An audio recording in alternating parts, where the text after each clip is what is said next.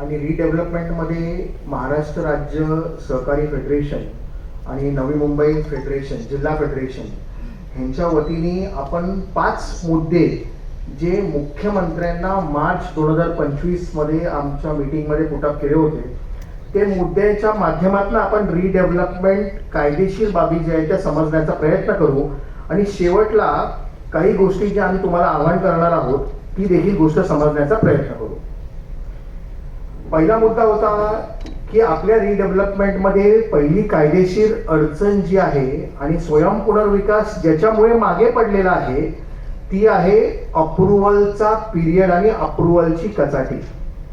म्हणजे आपल्याकडे ज्या वेळेला डेव्हलपमेंट ॲग्रीमेंट बिल्डर बरोबर केलं जातं संस्थेबरोबर आणि त्यानंतर जो अप्रुव्हल डेव्हलपर करतो किंवा स्वयं पुनर्विकासामध्ये संस्था करते, ह्याला लागणारा जो कालावधी आहे, ॲव्हरेज कालावधी महाराष्ट्रामध्ये आहे तो 6 महिन्याचा आहे.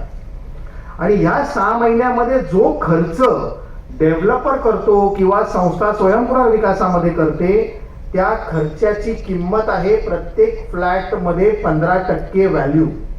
म्हणजे तुमचा वाशीचा फ्लॅट जर 1 कोटीला बिल्डर विकत असेल तर ह्याच्यामधले 15 लाख रुपये हे त्या 6 महिन्याच्या अप्रुव्हल कॉस्टचे आहे.